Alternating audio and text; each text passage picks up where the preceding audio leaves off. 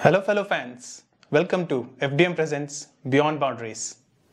A fun weekly cricket show dropping every Thursday at 7:30 p.m.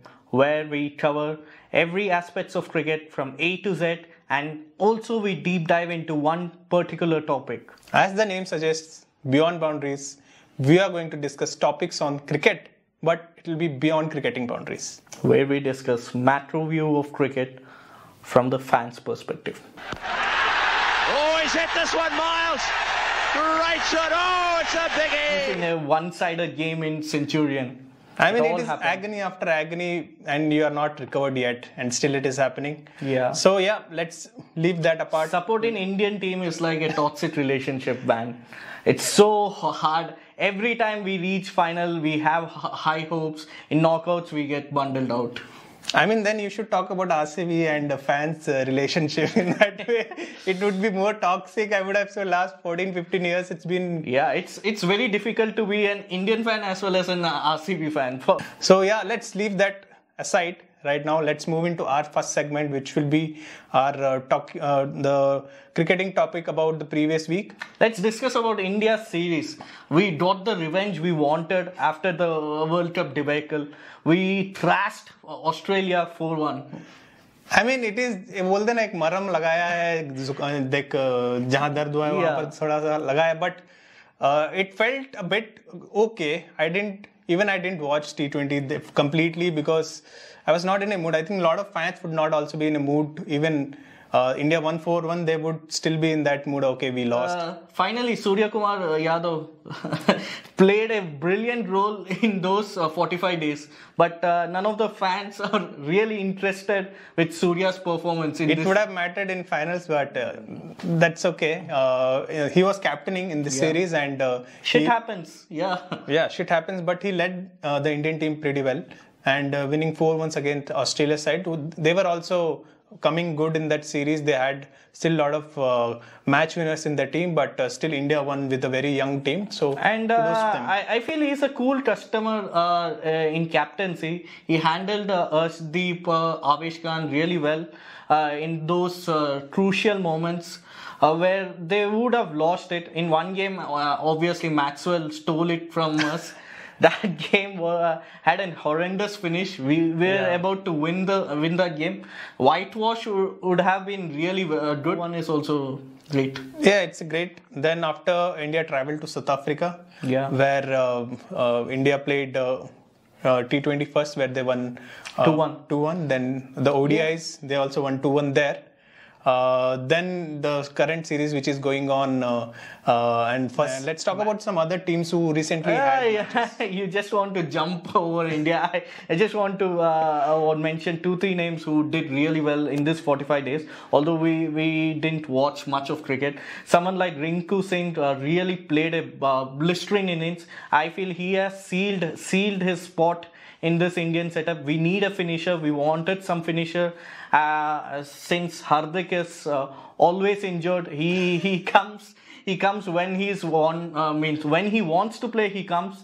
So Rinku is a better deal, and he's a southpaw, and he's very humble too, and also impressive performances by Arshdeep. Yes, Arshdeep coming back actually, and also a brilliant century by Sanju Samson. Sanju Samson, I guess he can seal his spot in one days.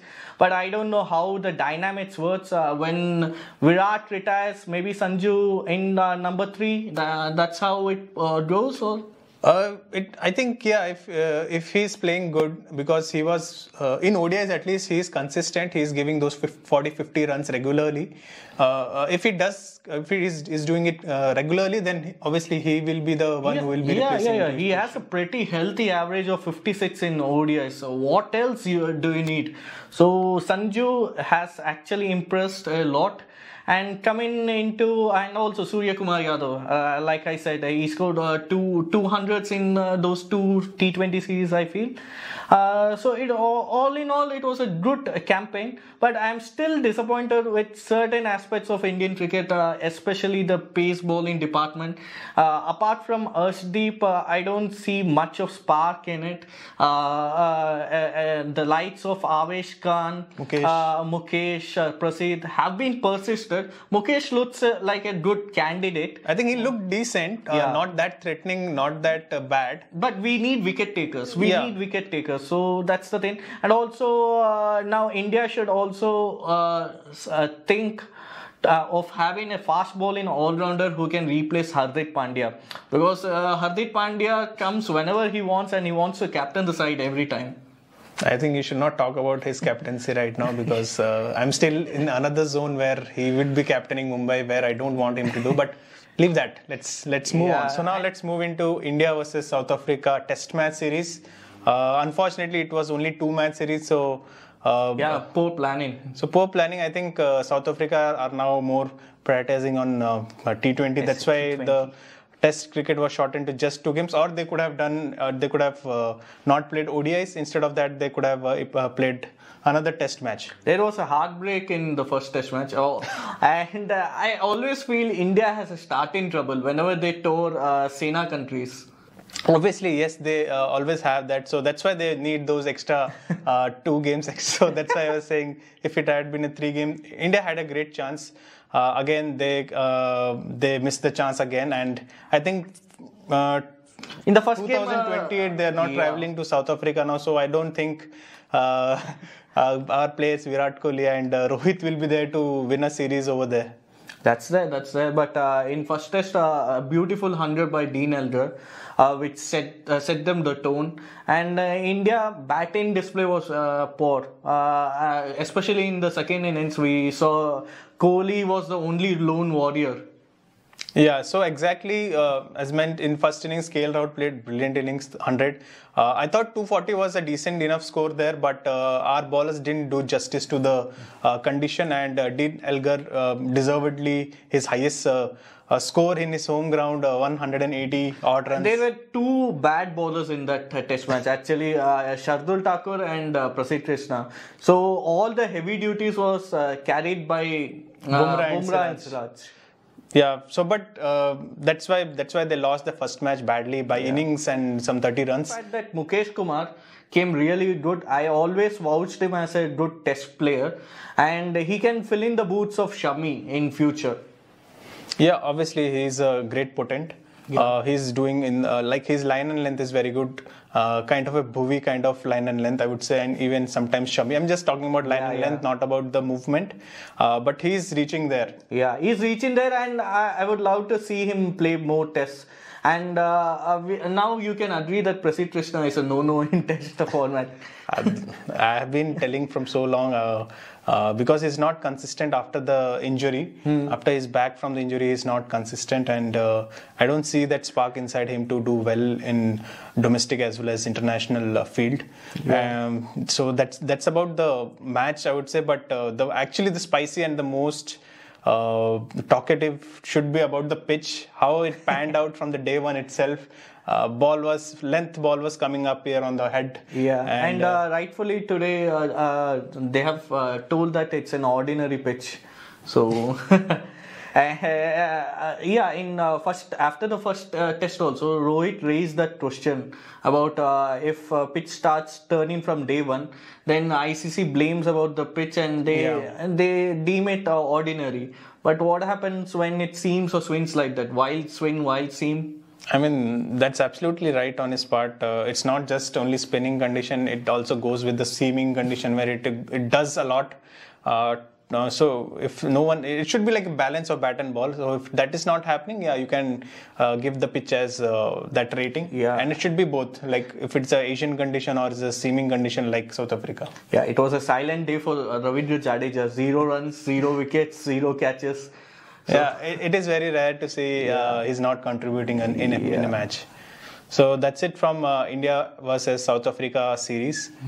And into cricket beyond India, let's talk about England West Indies series. How it turned up. I think yes, you have rightly said we need to go beyond India right now because, as usual, we know. Impressive series for West Indies. Yeah. They won 2-1. Or what is happening with England side? They were the defending champions before this World Cup. Now they are defeated by mighty West Indies, who didn't even qualify for this World Cup. I know. I don't know. They have a very good team, but I don't know when at the time of qualifying in tournaments like World Cup, they always having been a problem in the last 5-6 years. Shai Hope impressively led the side from the batting point of view as well as in the leadership.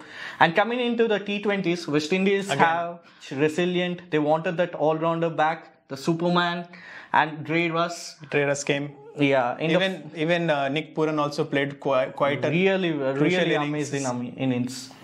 And also they won 3-2. But we should also talk about Phil Salt. He has put some salt on the wounds of West Indies. And also chasing down such a huge target there. Coming to the down under series, Pakistan went to Australia and they faced disappointment. And they lost for the 6th time, that to whitewash, 6 consecutive whitewash. Since 1999, they haven't won a test in Australia. I mean, you can talk about a lot of records. So many players were not there. Ricky Ponting didn't even start his career that time. So it was that long back. Pakistan won a match, not just about series, a match in Australia. So the same path they were following this time as well. They couldn't make any impact. They did give a scare here and there, but overall they couldn't do much. And deservedly, Australia won the series. Only the second game was little bit close, I feel. Apart from that, it was a boring, it was a one-sided test match. Cummins in the press conference, he told about the Pakistani fast bowlers that they're all bunch of medium pacers, not hitting high 140s. If you don't hit high 140s in Australia, you cannot win a test. David Warner played an amazing innings in the first test. Everyone pointed that he should retire. He silenced his critics, and especially Mitchell Johnson. Yeah, eventually he's going to retire in the next match. Yeah. But yeah, he has silenced his critic where they wanted him to get retired before the series itself. Yeah, retiring in style. That's what Bull does. Exactly. And coming to the second test, Pakistan were bamboozled by Australia's pace attack, especially Pat Cummins, who took 5 wickets in each innings. I think this actually the Australia and South. I still can't get over India South Africa yet, but leave that. So yeah, when we talk about Australia and Pakistan, it was a very good Boxing Day test, I would say, because Pakistan fought well in the second innings and showed some fight.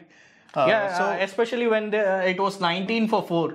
Then someone like Mitch Marsh, the Bison, and the Smudge carried Australia. I think we saw only the second innings where both the team fought to win a match. First, it was Mitchell Marsh who bailed Australia out of that. I guess it was in second innings. I guess it was in second. Yeah, that's what I'm saying. Second innings. And same it goes when Pakistan was chasing a decent 316 runs, where they could have been played better and could have won, but it was I had zero hopes on Pakistan chasing down 300 in Australia because Aussies are Aussies. You cannot win Australia in 4th innings unless you're Rishabh Pant. I think for that matter, you should give it to Pat Cummins. The way he maneuvered his team and the way he bowled today, it was really nice to see. Yeah, and deservedly man of the match as well. Yeah, man of the match, and also it's a year of Pat Cummins. He's winning WTC, he's winning World Cup, everything he's doing. Yeah, don't remind me. I'm feeling very sad right now. Coming to the other two nations who played cricket in two parts of the world. First, a test series in Bangladesh, which ended up being a stalemate. There was a funny incident of Mushfiqur Rahim handling the ball, and he got out by hit wicket or something. So it's really funny. What is going with Mushfiqur Rahim? And coming to the first test, which Bangladesh won it pretty easily. Yeah, easily. And in the second test, we saw glimpses of Glenn Phillips and also Santner finishing it in style, and New Zealand equal in the series 1-1. Now, since we have talked a lot about men's cricket, now let's move to women's cricket. I think we should give a shout out to the performances which Indian women has given in this coming months. First against England, where they have won first time in India against them with a huge win. That was one moment. What's a big moment for them. And the second historic win, the first win against Australia ever. So that is something which we will be cherishing for a long time. Yeah, nowadays women's are giving more joy to us than men's. Yeah, exactly. So yeah, special shout out to the players who did really well. Pooja Vastrakar, Deepti Sharma, Jamima, Smriti, Yastika. Everyone played really well. Richa Ghosh, you just name them. They all were there. They were all contributing with bat, ball, fielding. They were brilliant. And also in one days, also they're giving a spark. They can defeat Australia. In times coming, it's good for Indian women's cricket. We can be champions in future tournaments. So let's see what happens, what unfolds. So let's deep dive for the topic of a week, which is IPL auction 2024. So everyone know that IPL itself is a festival in India for those 2-3 months. And when it comes in terms of IPL auction, what do you feel? How is the process is good? Yeah, it is good. It gives value to the players. It's a great atmosphere. It brings layers to the cricket, and also it brings fans connect to the auction. They want to watch their team doing good, not only in the field of cricket as well in the auction atmosphere. So it's a great event, and also I learned that almost 3.5 crore fans tuned into the auction. They wanted everything, and this time around I was watching mock auctions as well, because it's very entertaining. It's a guilty pleasure.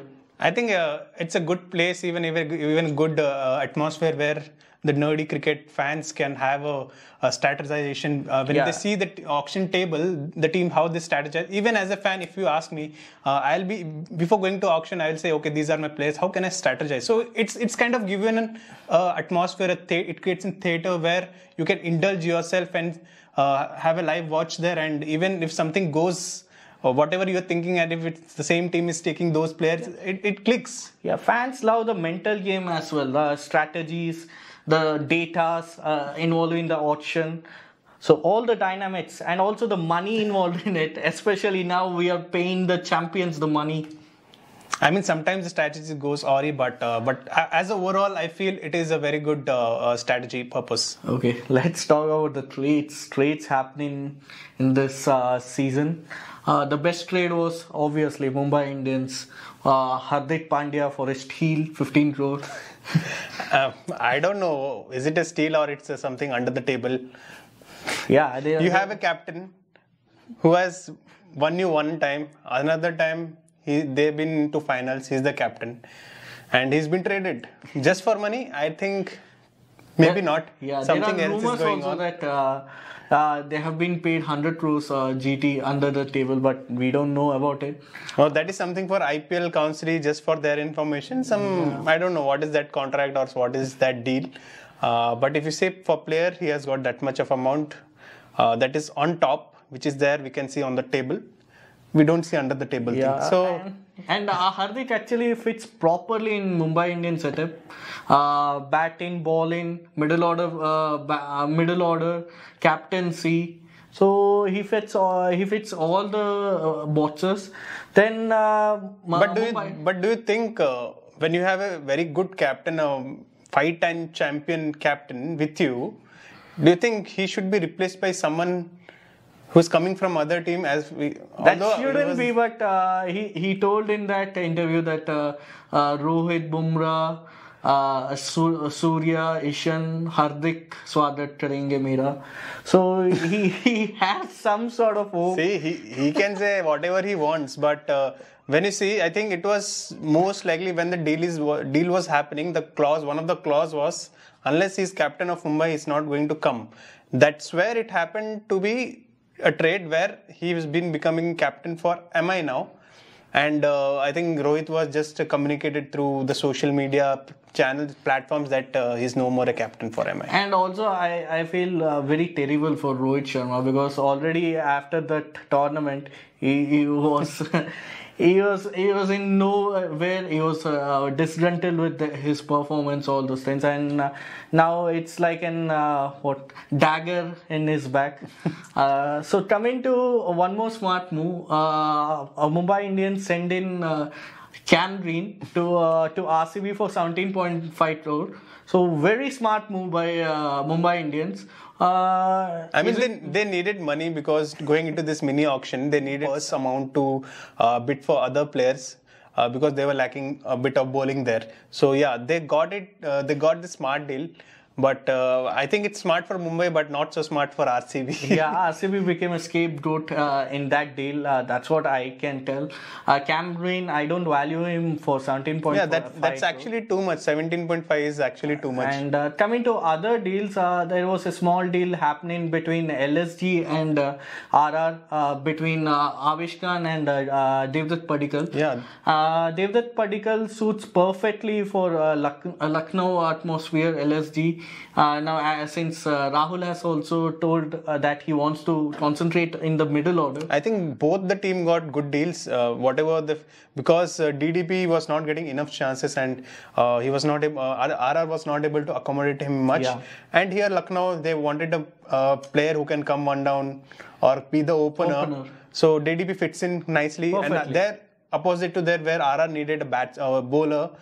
In a very good bowler, and they are getting Avish Khan. So it's a very good deal for both of them. And also DDP can open up KL Rahul. KL Rahul can play much more freely.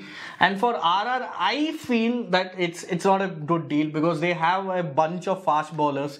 They have Saini in backup. They have Kuldeep Sen as backup. They had Prasidh Krishna. So many Indian surface and Sandeep Sharma, exceptional here he had last year. So I feel that was not a good deal. And going to another trade, Shahbaz Ahmed for Mayank Dagger, like to replacement. I think like to like only in terms of left-hand batsman, but left-arm spin also. Yeah, left-arm spin also. But will he be that effective in RCB, which is questionable? And considering Shahbaz been there with RCB for quite some time. He's been groomed nicely. And also, Shahbaz is an India cadre player. How can you just leave an India cadre player for Mayank Dagger? I mean, he's playing all the India A, India B matches when India wherever they are traveling. So I feel they should have stayed with him. And one more deal, I guess that was Kohli deal. Kohli wanted one Caribbean in Mumbai Indians, so he went with Romario Shepherd. Mahela Jayawardene got someone from Sri Lanka in auction, so everyone is getting someone from their country. So this is with IPL trades. Yeah, coming into the most expensive buys. Mitch Starc for 24.75 crores, 1/4 of the purse. My God, I think he wouldn't have even in his wildest dream would have imagined that he's going to get sold under the hammer for 24.75 crores. That is huge. That's a truckload of amount he's taking away from the purse. Yeah, and two teams went behind him like crazy. GT and KKR. They will not stopping. At one point, I thought it will go beyond 25, but rightfully, Gauti got his man. Will he suit in Eden Garden? I think in nights it is very good. At least for seaming condition, it gets better. So I feel he'll be very useful there. And considering there is a lot of swing happens, and he's that bowler who gets it. So I think it's a good kind of buy, but the amount is little questionable. That amount is questionable, but again I have a feeling that he needs to be supported by inexperienced Indian bowlers. Yeah, but one thing is for sure, I have doubt whether he's going to play all 14 matches. Maybe he'll play 3 matches, then 1-2 match he'll get rest, and then again he'll play like that. If he is going to play the whole tournament, I think that's how it will happen. Yeah, and that's how I think also. But Gauti, being Gauti, will push him to play all the 14 matches. And coming into the next expensive buy, I will say one of buys, one of the useless or useful buys, I don't know. Pat Cummins, what do you think? I think they would have gone with the recent memory of winning World Cup, captain who's winning you a cup. So they would have gone with that frame of mind, and SRS took him as a captain. I feel rather than a player, he's there would be the captain. But maybe just for the recent performance in World Cup where he helped the team to win World Cup. So maybe this time around he'll help SRH. And also SRH has a guy who was there in Australian setup, Daniel Vittori. So that would have also influenced that. But picking him, SRH has created more problems to themselves. Now coming to the next expensive buy, it is Mitchell. Daryl Mitchell. Will Daryl Mitchell fill the spot of Ambati Raidu? What do you think? I think yes, definitely. We have seen T20 which has happened in India. Also in World Cup, the two matches happened against India. He scored centuries over there and he plays spins very well. So I think he'll be handy, and in Chinnaswamy, his cutters can be utilized nicely. So I think he's a good buy. Chinnaswamy or Chepak? You mean Chepak? Oh, sorry. Yeah, Chepak. Sorry. Chennai. I meant to say Chennai. It went Chinnaswamy. Okay. Yeah. Now coming to the next expensive buy, Alzari Joseph for RCB, 11.75 crores. Will Alzari Joseph be the purple cap contender for RCB this season? I have no idea, but considering his recent performance, it is going to be very difficult. And in Chinnaswamy, it is very, considering it's a batting friendly wicket and the ground is very small, he has to be bowling perfect line and length to get some wickets. It's going to be very challenging, but RCB has gone with him. They have other foreign players as well. Let's see how he fits in and how much he going to contribute for us. Yeah, definitely. And his hard lens in Chinnaswamy, will it be effective? I don't think so. But maybe with his height, yes. With his height, yes. But all the bouncers which he's bowling now, as there's two bouncer rules, so these players like Starc, Cummins and Alzari Joseph will be benefited with that. And coming to the fifth expensive player, it's Harshal Patel, ex-RCBian, going to Punjab Kings. So do you think it's a value buy for Punjab, or is it just a buy to like replacement of Sam Curran? I think his performance dipped a bit in last year IPL, but he also is a very international. He has played international for India, so he has experience. And considering he has those change-ups, so and I'm pretty much sure this time also he will improve himself and come in this IPL, and I think he's going to perform really good there. And the thing is, he has taken 100 IPL wickets, so it can be a value addition for Punjab. Punjab last season also they lacked some advantage in the depth. Now since Harshal Patel will be playing maximum of the games, since he's paid 11.75 crores. So it will be a good deal. That's what I think. So like every season, there will be surprises when when the auction is going on. So this year was also no different. So let's talk about the surprise packages or the surprise buys of this season. Yeah, for me, surprise package was Rachin Ravindra. Or after a swashbuckling tournament at world stage, he just got 1.8 crores. That was a steal from CSK. Then comes the Aussie brand of new fast bowler, left arm quick. Next, they're telling him next Mitchell Johnson, the Spencer Johnson. He went for 10 crores. I don't know. Ashish Nehra has spotted something in him. And then comes the Trayoka of Mumbai Indians signings. I mean, yeah, actually, so very good signing, Madhushanka. To go with, then Tushara. Yeah, and Tushara. So Madhushanka and Tushara have the company of Mahila Jayawardene, and Kotsi will have the company of Boucher. So everyone has got their bases covered. So that itself is a bit surprise. I think they will, unlike last season where Bumrah was the lone bowler, warrior, and but this season he'll be well. Complimented, complimented by these will be well complimented. But last season Bumrah wasn't there. Akash Madhav was there. So this season, Bumrah will come with all these young fast bowlers, and Mumbai Indians will pack a punch. And coming to some of the local talents, local surprise packages, someone like Kumar Kushadra, wicketkeeper batsman, Delhi bought him. Then the Mints, the Jharkhand boy, the tribal player, and Samir Rizvi, CSK bought him. So all are surprising.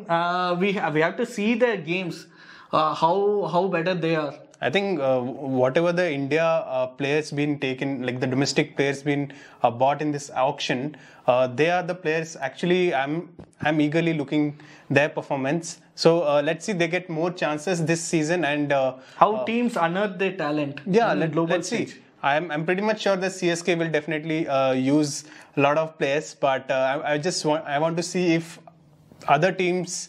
They are going to do that as well or not. Yeah, these are our surprise packages, guys.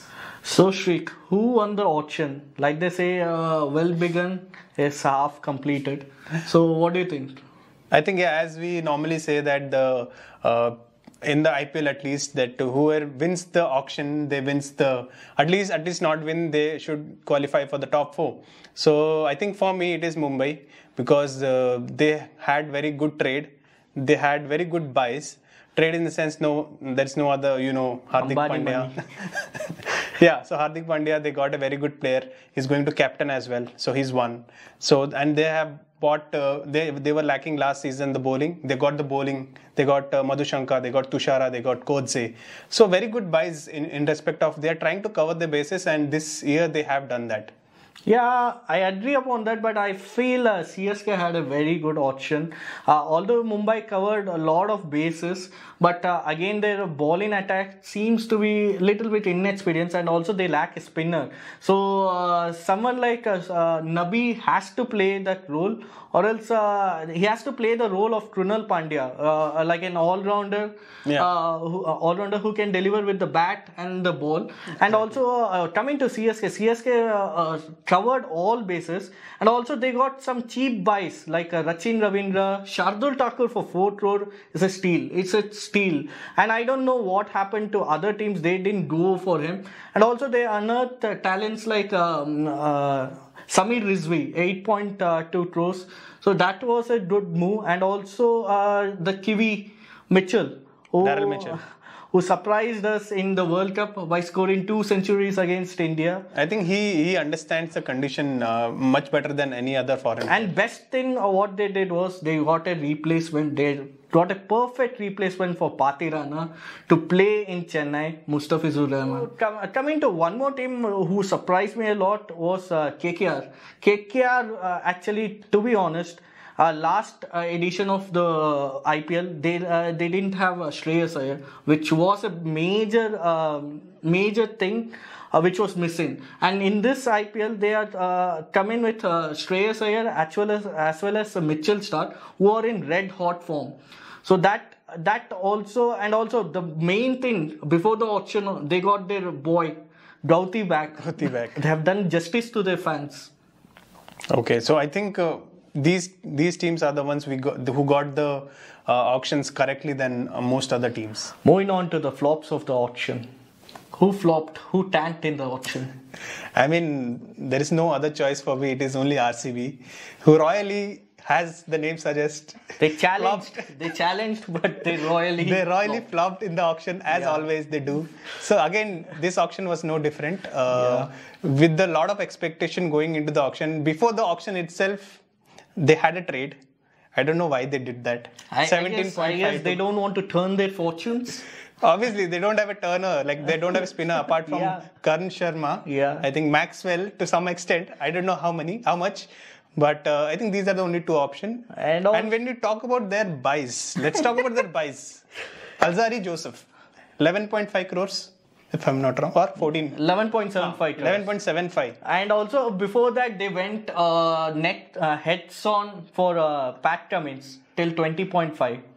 I think they could have gone for Starc, but I don't know why they went for Starc was beyond their purse. Actually, they lost. I think they were beyond the boundaries segment when we were covering, so it was like that for them. They lost the auction before the auction started. I think they should have dropped Cam Green into the auction. They shouldn't have taken Cam Green. They wouldn't have then that much of amount going into the auction. Then it would have been a different ball game for them. They could have had Starc. They would have had 40 crores. Yeah. Even they could have had Cummins as well. Even if they have used some sensible. Don't be over ambitious. They wouldn't have had so much purse that they would have bought both the players. At least they could have tried a Vanindo Hasaranga, I feel. Any RCB fan would have told they want a Vanindo Hasaranga bat. At least a amount, less than 5 crore. So they have built up their batting lineup really well. But they have another trade. Yeah. Shabaz Ahmed for Mayank Dagger. It was a dagger to RCB fans. Yeah. I would say that. What transcends after the batting is the worrying aspect. I don't know, but for me, it was the flop show by RCB. Yeah. Now, I want to ask you, for you, who is the flop? There were a couple of teams for me. One was DC. DC couldn't fill their Indian batting lineup, Indian batting core. They left off Manish Pandey, so they had to have someone strong contenders to fill that spot. Now they have filled with Kushal Tushadra. So someone like Kushal Tushadra can chip in, or else someone like Yash Dal can come into the team. But deep down, their Indian batting order doesn't have that potential. I think they have a lot of openers. Yeah, 1 down, 2 down, 3 down. Since Pant, we don't know how recovered he is, and also the man Prithvi Shaw. I don't want to speculate anything about him. He's not. I think he just to give him little benefit of doubt, he just recovered from a bad injury. He's gone to the. I thought he recovered from breakup. He looks like that. His state of mind and the physique, it's horrible. And more than a cricketer, I am seeing him in a lot of restaurants, vlogging, pubs. So. Yeah, that's a worry inside for Delhi. If they remove the top 4, their batting doesn't look that strong. And coming into the other partners of RCB, Punjab also, they left Shah Rukh Khan. So they didn't fill the gap of Shah Rukh Khan. So if you see their finishing aspect, they don't have a good potent finisher. I think they have only Jitesh there. Jitesh. And also Jitesh, one season wonder. He can be one season wonder. You can never know. And also same lies with their Indian batting core also. Only Shikhar Dhawan is the only guy who can contribute. But Shikhar Dhawan is not played competitive cricket for a year, so we don't know how he is, all those things. And coming on to I think he is following the path of Thala, MS Dhoni.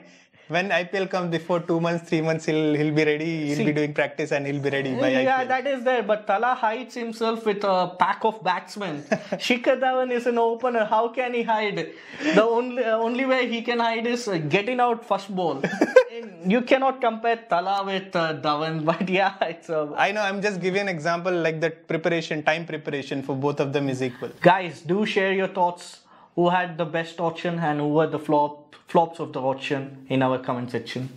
So guys, that's it from us. So do let us know how the episode went, first episode of Beyond Boundaries, and also about the process about IPL. If you feel there is the thing is going right, or whatever your choice, if this auction went well or not, you can comment down below. Yeah, and you want anything other than this, you can also comment it down. So we'll be back next week as well. So don't forget to stay tuned with us. So please guys, please share, like and subscribe. Let's go Fundamentals.